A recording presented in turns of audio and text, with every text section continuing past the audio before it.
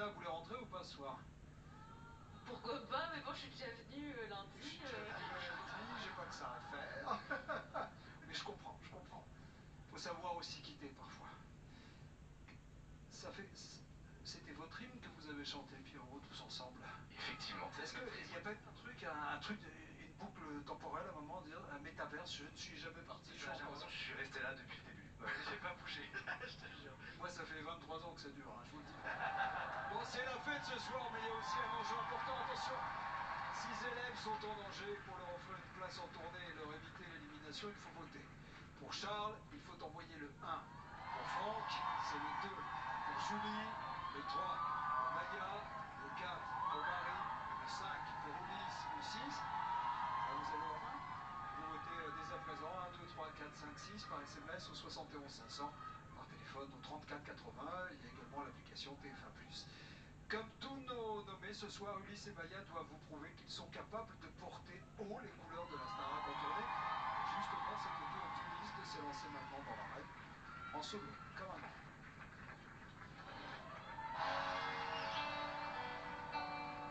Ulysse est un rocker romantique, il a un univers qui est très clair, on sait le genre musical dans lequel il aime s'exprimer.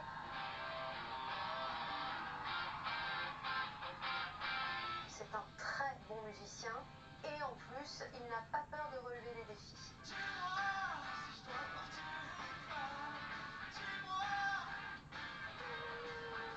On voit qu'il va chercher dans le texte ce que Ulysse peut raconter. Et dans 150 ans, on s'en souviendra pas de ta première ride ni de nos mauvais choix.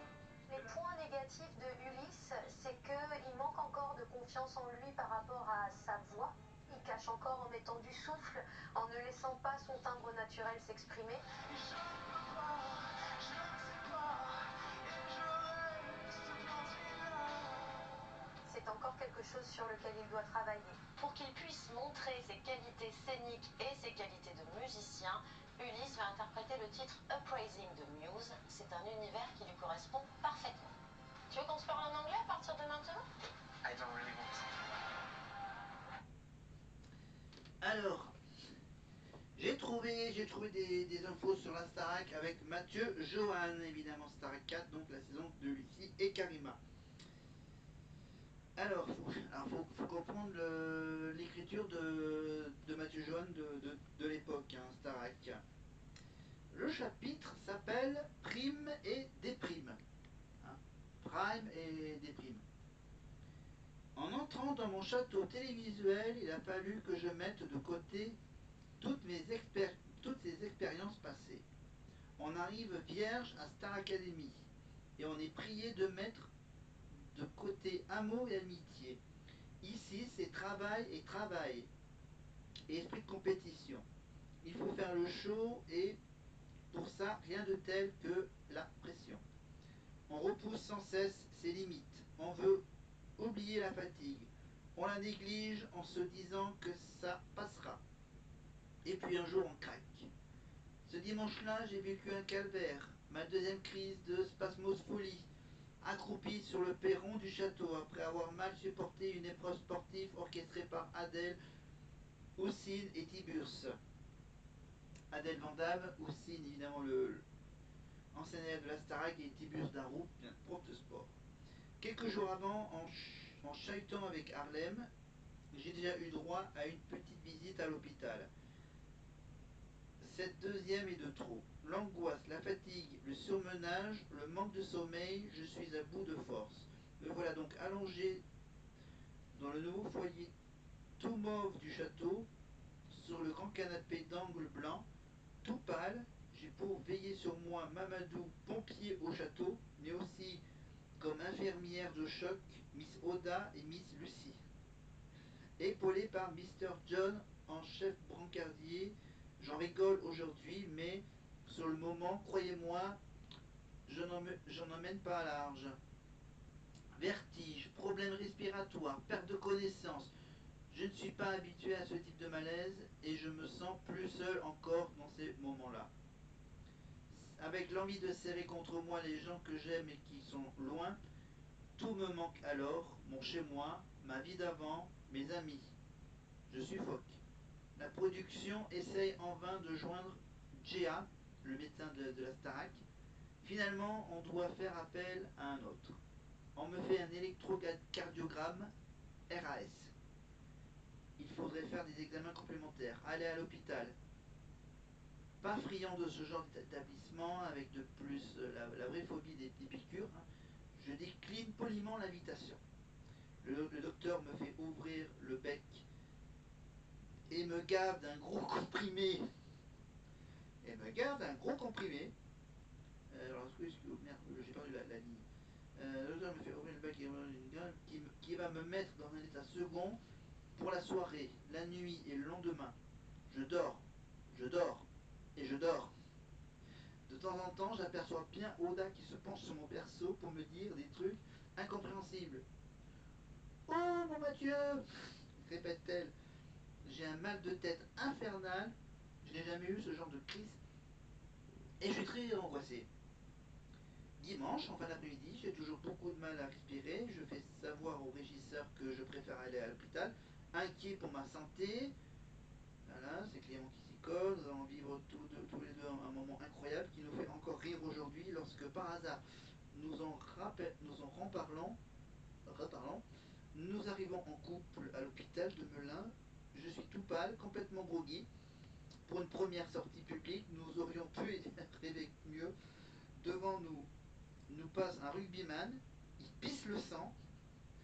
C'est la voie des urgences. L'infirmière qui m'accueille me reconnaît. Ah, mais c'est le plus sportif de la Starac qu'on nous envoie là.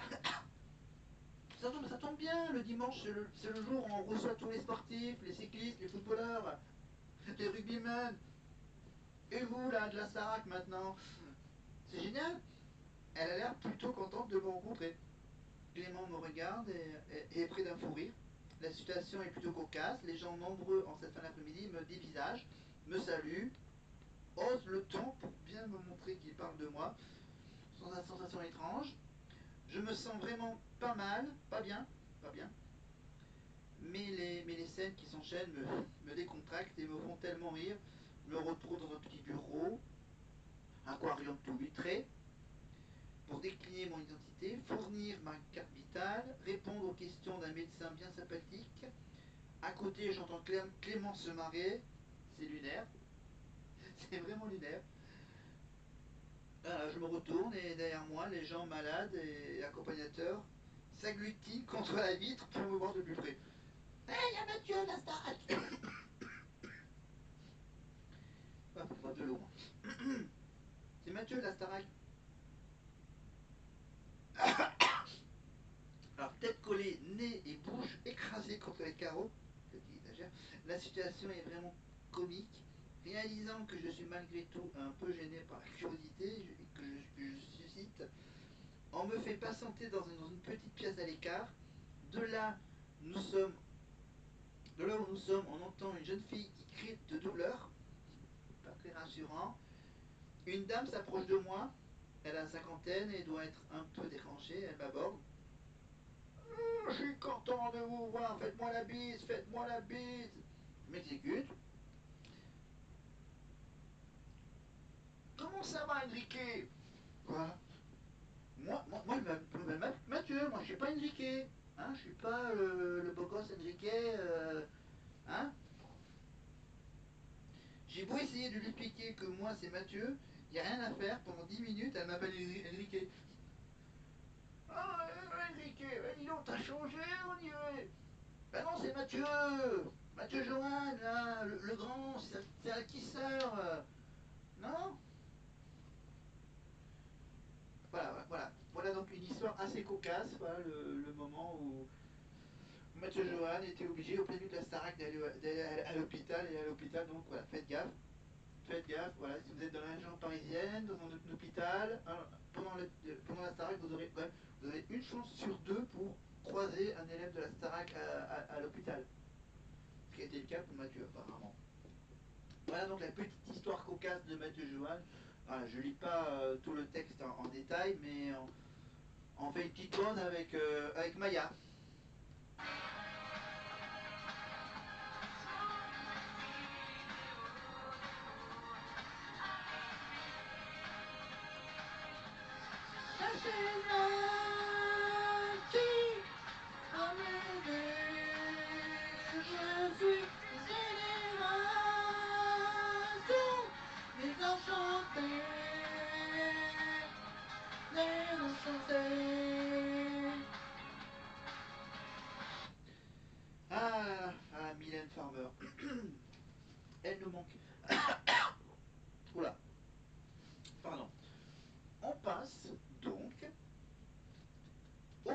du samedi 1er décembre 2001 avec Nikos Aliagas.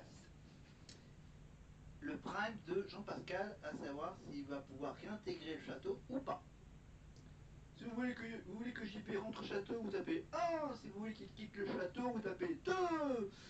Voilà. Alors, samedi 1er décembre 2001, Nikos annonce une soirée exceptionnelle. Ça c'est bien le mot, hein. Exceptionnel. Ce soir ne sera pas un prime comme les autres. Pas de nomination au programme, puisque Jean Pascal, sans le vouloir, a changé les règles de la Star Academy. Après avoir craqué mercredi dernier, il a quitté le château pour aller se mettre au vert. Il est parti comme une flèche et sans dire au revoir, comme l'a fait remarquer Olivia, à juste titre, presque comme un voleur. Voilà, ça s'est décidé très vite et j'aurais chialé comme une merde, a avoué Jean-Pascal, qui avait davantage l'air d'un môme que d'un adulte responsable. Au moins, ça a le mérite d'être franc. Hein, voilà. Alors, reviendra pas. Jean-Pascal fait son entrée sur le plateau, sous un tonnerre d'applaudissements. C'est la liesse, c'est un peu la vedette de la soirée. Pour lui, le retour paraît évident. En fait, je mets la barre trop, je mets la barre trop haut. Si je n'arrive pas la première fois, j'estime que c'est foutu. C'est seulement hier que j'ai décidé de revenir. J'étais à Londres. La production voulait éviter que je subisse une influence extérieure. Une fois la pression retombée, j'ai réalisé qu'il fallait rentrer. En fait, le déclic s'est produit là-bas. Sur une simple chanson, j'ai compris qu'il fallait que je me batte. Il en a convenu, depuis 2 semaines, il n'était pas lui-même. Je ne me suis pas reconnu, je parlais mal à Jennifer, alors que c'est grâce à elle si j'ai pu tenir jusqu'ici. D'ailleurs, j'avais emporté là-bas le porte-bonheur que Jenny m'avait donné, une pince à cheveux en forme de fleur. Petit cadeau de Jennifer, de l'époque bien sûr, il y a 26 ans. Pas encore star, mais déjà prêt à péter un plomb. Qu'est-ce que ça sera plus tard? Lio, la chanteuse Lio bien sûr, invitée sur le plateau, joue les avocats et montre que les prunes ne comptent pas pour des prunes. Elle ne mâche pas ses mots et visiblement elle sait de quoi elle parle. Ce n'est pas un manque de respect de sa part, c'est un signe de souffrance. Jean-Pascal n'est pas un mauvais garçon. Mais vous savez, c'est ce que dit la chanteuse Lio, évidemment. Mais vous savez, c'est dur la pression. On crie tous à un moment donné sur quelqu'un. Pour Alexa Laure-Joubert, directrice de la Starac saison 1, le retour de Jean-Pascal n'est pas mission impossible. Elle a décidé de lui laisser une chance car elle juge qu'il a un potentiel. Carrément, carrément. Oh, Jean-Pascal, il a un potentiel pour chanter. 25 ans plus tard, 26 ans plus tard, il fait quoi? Il fait Le Cerveau sur W9 avec Georges Alain. Alors, un potentiel. Alors, j'en étais au potentiel d'Alexia. Potentiel, tout le monde a le droit de douter. Mais elle le met en garde et ne le prend pas en traître. Il n'y aura pas de deuxième fois. Kamel non plus n'est pas contre son comeback, mais il met les points sur les i. Écoutez bien ce qu'il dit Kamel. S'il a vraiment envie de réintégrer l'école, il devra nous le prouver. À nous les profs, mais aussi à ses camarades. Je pense qu'il a dû prendre conscience de ce qui lui a apporté l'académie. Quant aux élèves, ils sont partagés. 50-50. C'est donc le public qui tranchera. Voilà qui va mettre un peu de piment dans les votes. Il y a fort à parier que Jennifer se serait bien passée tout au cinéma. Difficile de dire si cela va faire grimper l'audience, mais pour l'adrénaline, c'est top. Voilà. Sans vouloir jouer un remake de Règlement de compte à Hockey Choral, Jennifer aussi a droit à des explications. Elle a besoin d'en avoir le cœur net. Jean-Pascal, pourquoi as-tu décidé de nous rejoindre? Est-ce dû aux affinités que tu as avec certaines personnes du groupe? Oui, non. Quand on a des copains, c'est pour toujours. Je reviens car je sais que j'ai les capacités. Bien sûr, il y a des élèves meilleurs que moi. Mais si j'arrête de gueuler, je pourrais en manger 3 ou 4. Ah ouais, ça c'est vrai ça. Quand Nikos lance l'invité d'honneur, aussi l'invité d'honneur, Lara Fabian. Là, je suis Jacques Martin, là. Je fais pas Nikos. Donc Lara Fabian est invité d'honneur du prime de Jean-Pascal Lacoste. Vous imaginez. Quand Nikos, donc Lara Fabian qui chante avec Jessica, tout est fini entre nous, les paroles reflètent un peu la situation. Jean-Pascal et Jennifer, c'est plutôt mal parti. Bah, de toute façon, ce n'est ni l'endroit ni le moment pour avoir une histoire avec un mec. Hein. Elle le sait depuis le début, et ça la mine depuis le jour de son arrivée au château, avec tout le remue-ménage qui est fait autour de JP. On oublierait presque les beaux moments du Prime, forcément. Il n'y en a eu que pour lui, pourtant il serait juste de tirer son chapeau à Jess, qui a merveilleusement chanté avec son idole Lara. Leur duo était d'enfer, d'ailleurs le public ne s'est pas trompé et a applaudi à tout rompre debout. Une standing ovation pour les petits élèves de la Star Academy, c'est énorme, il faut connaître que ça une fois dans sa vie. Il faut connaître ça une fois dans sa vie. Olivia aussi a vraiment assuré son duo avec écoutez le duo. Olivia Ruiz et Chacha Distel. Et la chanson c'est Tu es le soleil de ma vie, tu es le soleil de mes jours. Ah, Sacha Distel. Qu'est-ce qu'on a fait des tuyaux pour amener la courte échelle. Bon. Et des Scooby-Dooby-Doo. Scooby-Dooby-Doo. Toute la pluie tombe sur moi. Bon, voilà, je dérape sur du Distel, hein, sur ce Distel. Ah, Kamel doit être aux anges, car il a enfin obtenu ce qu'il voulait, le sourire d'Olivia. Ouais. La suite, pardon, oui. Pardon. Oui, elle ne fait pas la gueule, elle est juste concentrée, surtout pas hypocrite pour un sou. Voilà, on ne lui fait pas faire ce qu'elle n'a pas envie de faire. Jennifer a également droit à son duo, évidemment. Elle a eu le track avant d'interpréter Parle-moi avec Isabelle Boulay. Mais cela, c'est pas trop vu. Quand la chanteuse lui a fait un petit clin d'œil de complicité, elle s'est immédiatement détendue. Voilà. Bah voilà, Isabelle Boulay est très chouette, très franche. Ensuite, un duo avec Francis Cabrel. Le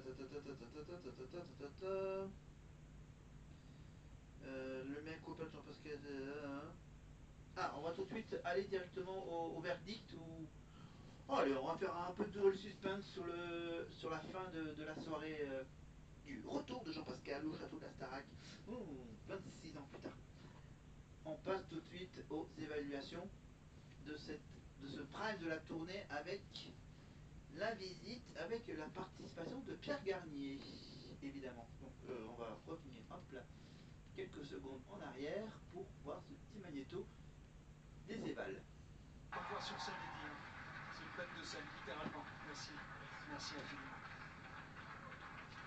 Pour Marguerite, je vous en prie, installez-vous. Pour Marguerite, c'est une soirée sans autre enjeu que celui de se faire plaisir. Car elle est déjà qualifiée pour la tournée. Et d'ailleurs, Pierre Garnier n'y est pas pour rien. Regardez ces images. Cette semaine, lors des évaluations, le corps professoral avait une mission de taille, qualifier le meilleur élève pour la tournée.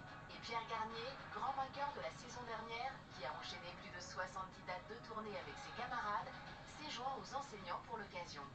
Pierre, ça te fait quoi de passer de l'autre côté de la table? Je pense que je suis autant stressé que les élèves, parce que j'étais élève il y a même pas un an, et en vrai j'ai juste hâte d'être de l'autre côté et de voir ce que ça fait. Et il a pris goût à son rôle de juge. On me dit que c'est comme ça. On sent qu'elle pense ce qu'elle dit et qu'elle s'excuse pas d'être là et tout, et moi c'est ce que j'aime trop parce que du coup je me suis pas ennuyé.